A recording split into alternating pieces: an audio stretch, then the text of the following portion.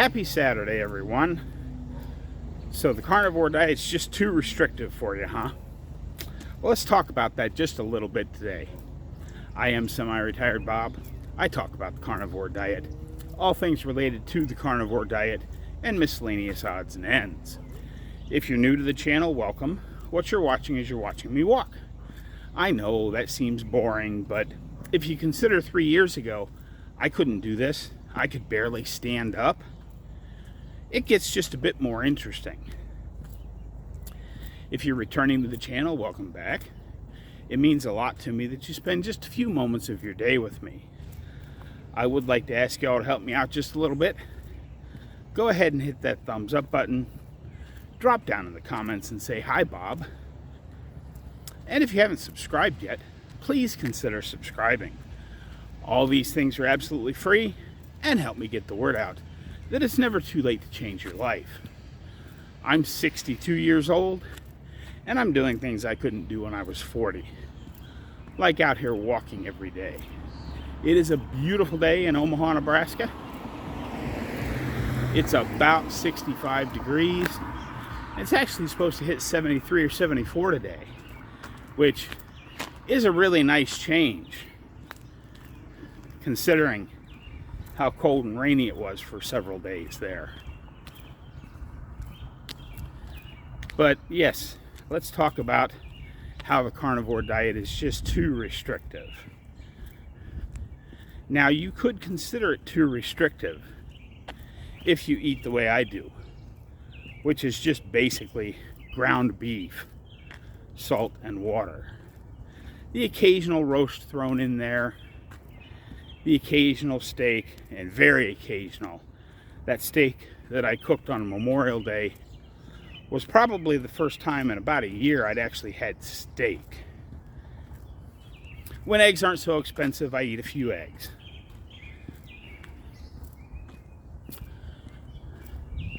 But it all just depends on what you consider restrictive. For me, not being able to stand up for more than a couple of minutes without severe pain was way more restrictive than eating just ground beef, salt, and water. Having to take 13 pills in the morning and 9 at night, plus pain pills throughout the day, just to get through each day, that's pretty restrictive. Having arthritis so bad you can't even open a jar of pickles. Not that I eat pickles anymore, but that's pretty restrictive. Spending half of your time going to doctors and the pharmacy, all that stuff, that's pretty restrictive too.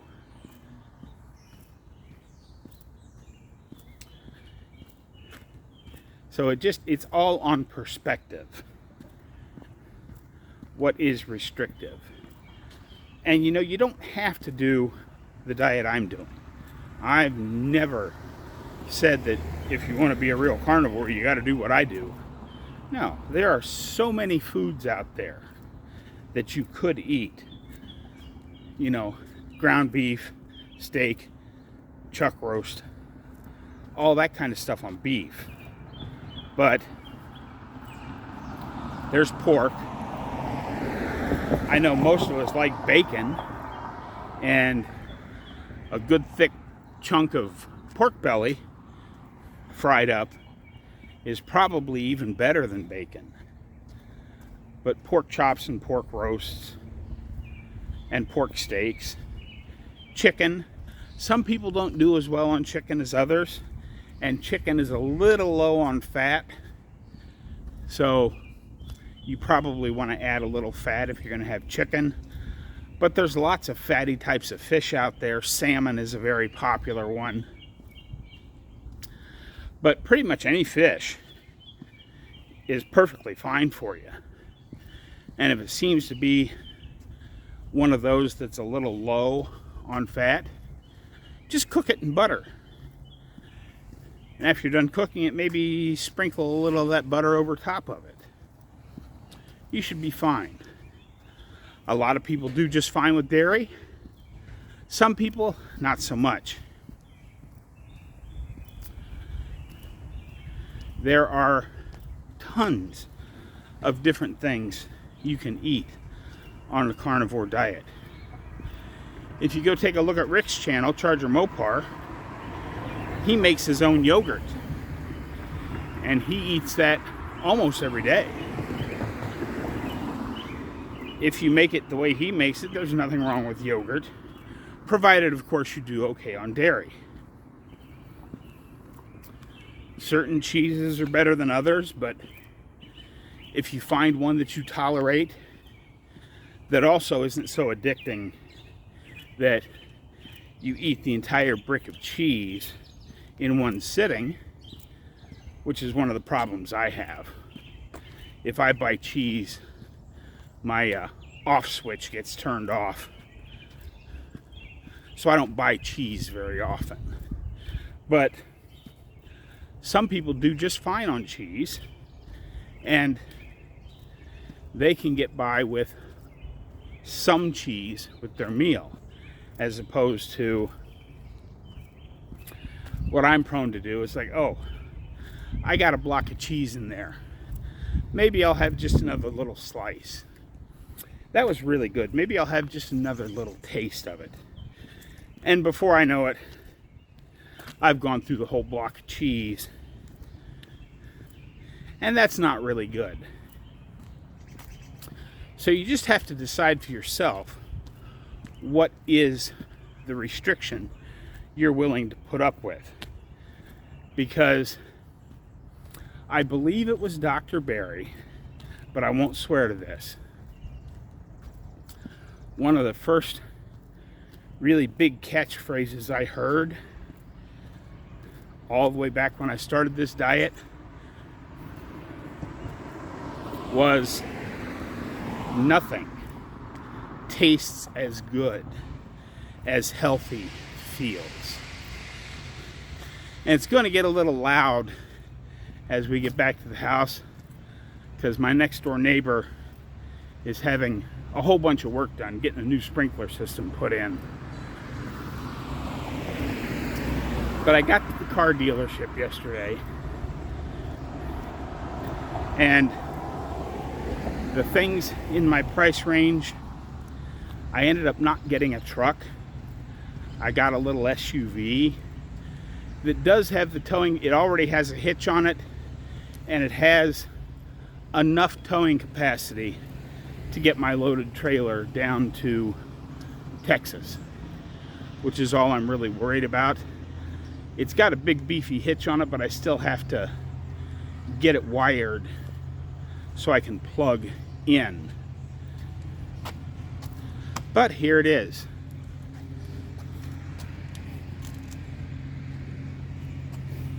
It's a Ford Escape Hybrid.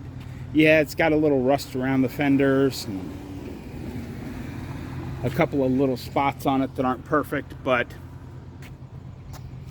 you know, when you're working on the kind of budget I have, you're not going to be able to get a perfect vehicle. And one of the main reasons I went with that, because I did look at a Ford Ranger pickup truck, and it was in about as good a shape as this is, but it was $2,000 more. And I just, this will be enough. The seats will fold flat. It's got plenty of cargo room that I can get most of what I had in the back of the truck into that car. I may have to figure out a way to put the ladder inside the trailer when I get a new ladder. So I had to make some compromises, because I just don't have the money to go out and say, oh, okay, I want that one. I certainly don't have the money to go out and buy myself a new, you know, $75,000 to $100,000 pickup truck, which is about what a new truck like the one I had would cost today. I just don't have that kind of money. So it took quite a chunk out of the budget because people were asking about insurance, but having full coverage insurance on a 22-year-old rust bucket pickup truck is just not economical. I do have full coverage on this. Probably keep full coverage on it for a couple of years, but I already have a club on the steering wheel, and today Amazon's supposed to be bringing me an alarm system and some GPS trackers. So I'll throw those in there in various spots to hide them. And hopefully if something happens, I don't know. I mean, it's probably like closing the barn door after the cows have gotten out.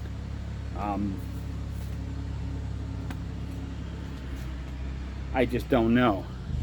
But it does have, I mean, the advantage of it, yes, it's not a pickup truck, so I can't haul as much stuff as I need to haul. But later when I get the shipping container on site, I could put a couple of water totes inside this trailer and haul water that way. Although a couple of water totes would be more than I should haul with that, so I may just have to pay somebody to bring me water once I get a big tank. But we'll see how all that goes. I had to make some compromises, but I think it's going to be okay. The number one thing is that it is a hybrid, so it should get really good gas mileage.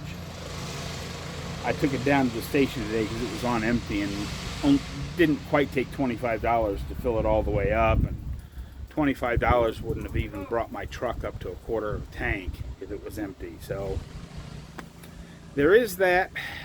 So I've had to make some compromises, and we'll see how it goes. But it's, you know, it's all-wheel drive. It's got really good tires on it.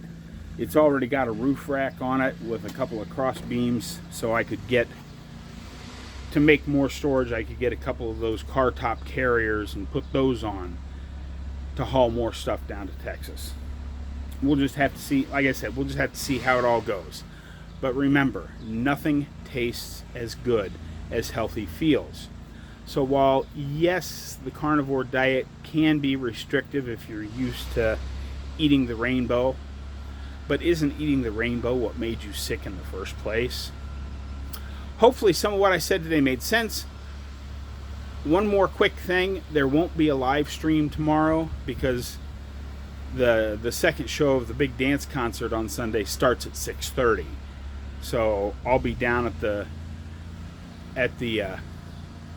high school gym where this concert's taking place from noon until probably 8 o'clock at night. So I won't make it to a live stream tomorrow. Hopefully I get a video made, a little short video made tomorrow, so that you guys got something to watch on Sunday. If not, I'll see you on Monday. But don't forget to get out there and be 1% better.